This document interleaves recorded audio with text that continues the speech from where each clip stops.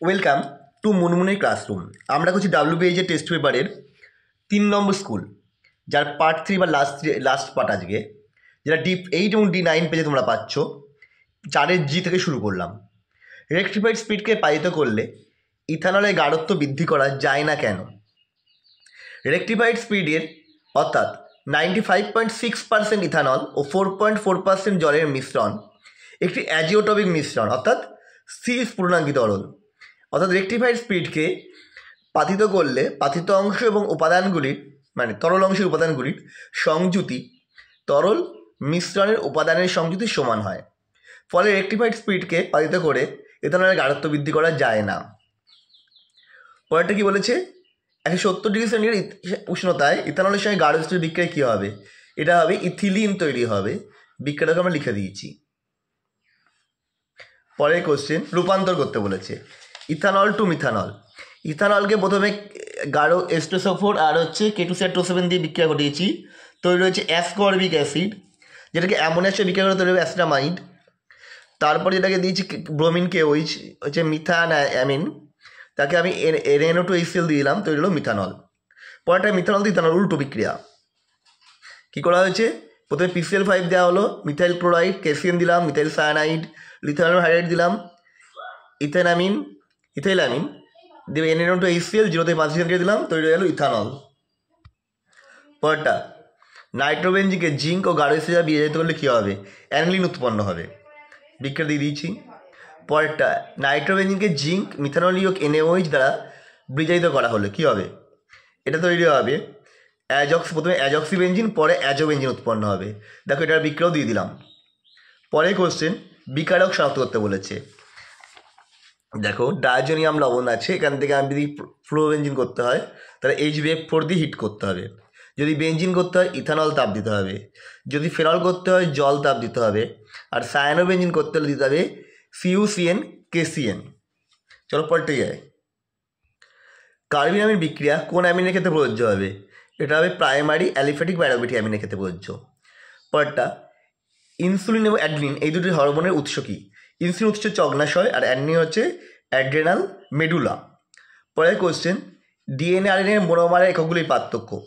ডিএনএতে কী রয়েছে? Nitrogen base হচ্ছে thymine, আর RNA nitrogen base হচ্ছে ইউরাসিল।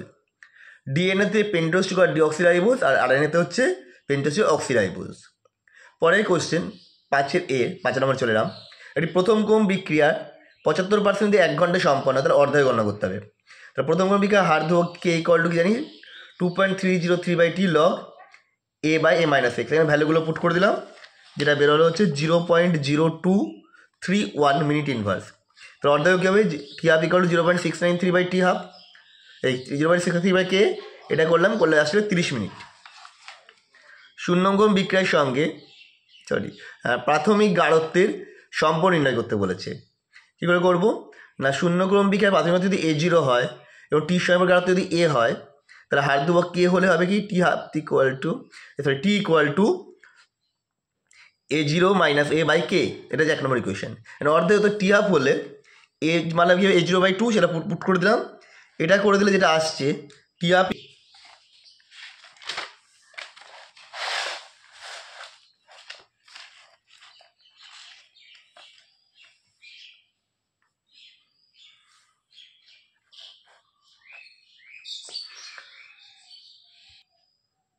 এটাই শূন্যক্রম বিক্রিয়ার সঙ্গে অর্ধায়ুর বিক্রিয়কের প্রাথমিক গাঢ়ত্বের মধ্যে নির্ণয় সম্পর্ক। তারপরে যে বিক্রিয়াটি আণবিকতা কাকে বলে? কাকে বলছে? কোনো মৌলিক বিক্রিয়া সংঘটিত হওয়ার জন্য সর্বনিম্ন যতগুলি বিক্রিয়ক অণু, পরমাণু, মুক্তমূলক বা আয়নের প্রয়োজন হয় এবং যে সংখ্যাকে উক্ত বিক্রিয়া প্রয়োজন হয় সেই সংখ্যাকে ওই উক্ত বিক্রিয়ার আণবিকতা বলে। পরে যদি T = হয় তাহলে R' সমীকরণ থেকে অনুসারে কোনো বিক্রিয়ার হার ধ্রুবকের মান কত হবে? দেখো, K = আমরা জানি A × E/RT। এখন যদি T ∞ হয় তাহলে কী হবে? E/RT এটা = 0 হবে। অর্থাৎ এই অবস্থায় কী আসবে? না, K = A, অর্থাৎ বিক্রিয়ার হার ধ্রুবকের মান কম্পাঙ্ক গুণাঙ্কের সমান হবে। ভরকে সূত্র লিখতে বলেছে, গাণিতিক রূপ দিতে বলেছে। স্থির উষ্ণতায় কোনো রাসায়নিক বিক্রিয়ার কোনো মুহূর্তে বিক্রিয়া হার সমিত সমীকরণ অনুযায়ী অনুসংখ্যার ঘাতে উন্নীত বিক্রিয়কগুলির সেই মুহূর্তে সক্রিয় বলের সমানুপাতিক। এবার গাণিতিক রূপে দেখো, একটা বিক্রিয়া ধরে নিয়েছি A প্লাস B আর C প্লাস D, এবং কোনো একটা মুহূর্তে সবার গাঢ়ত্ব হলো A আর B, এর গাঢ়ত্ব থার্ড A, বি গাঢ়ত্ব কনসেন্ট্রেশন অফ B। তার ভরবেগ কী হবে, আর বিক্রিয়া divided with K into concentration of A into concentration of B, বা বিক্রিয়া equal to K into concentration of A into concentration of B, যেখানে K হচ্ছে সমানুপাতিক ধ্রুবক। পরেরটা, বিক্রিয়ার সক্রিয়ণ শক্তি কি? কোনো বিক্রিয়া পণ্যের অণুগুলির তাদের গড় গতিশক্তির সাপেক্ষে অধিক সর্বনিম্ন যে পরিমাণ শক্তি অর্জন করলে সক্রিয় হয়ে ওঠে বা বিক্রিয়া সম্পাদনের উপযুক্ত হয় তাকে সক্রিয়করণ শক্তি বলে। একে ইয়ে দ্বারা প্রকাশ করা হয়। লেড নাইট্রেটকে তীব্রভাবে উত্তপ্ত করলে কী হবে?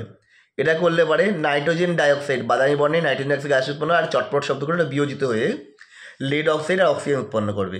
বিক্রিয়া 2PbNO3 অ্যারো 673 কেলভিন তৈরি হয় 4NO2 plus 2PbO plus O2। Tailing of mercury কি?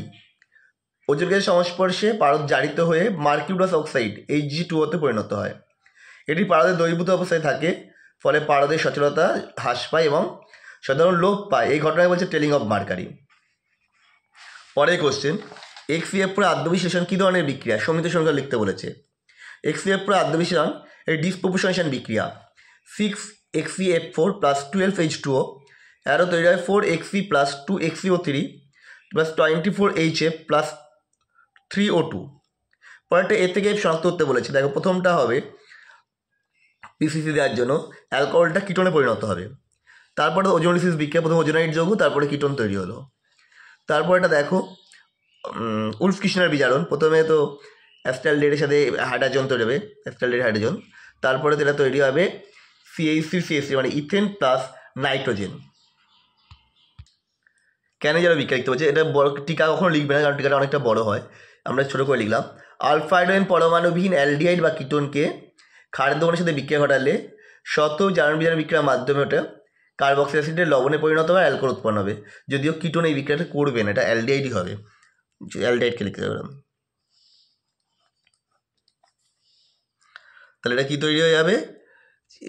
2HCHO 50% NO দিলে তৈরি হবে HCOONA আর তৈরি হয়ে যাবে CH3OH। পরটা দেখো, রূপান্তর করতে বলেছে। অ্যাস্টালডেটে আইডোফর্ম, অ্যাস্টালডেটকে I2NOH দেবো, তৈরি হয়ে যাবে আইডোফর্ম। অ্যাসিডন থেকে মেসিটিলিন, অ্যাসিডনকে গাঢ়স্থিতি হওয়া পাতন করলে তৈরি হবে মেসিটিলিন। তারপরে এটা পার্থক্য করতে বলেছে। ফর্মালডিহাইড অ্যাস্টালডেট, এটা আইডোফর্ম বিক্রিয়া দেবো আমি। আইডোফর্ম হচ্ছে ফর্মালডিহাইড সাড়া দেবে না, আর অ্যাস্টালডেট হলুদ বর্ণে আইডোফর্ম অধক্ষেপ করবে। পরে অ্যাস্টারিফিকেশন বিক্রিয়ার মাধ্যমে কার্বক্সিলিক অ্যাসিডকে শনাক্ত করা যায়।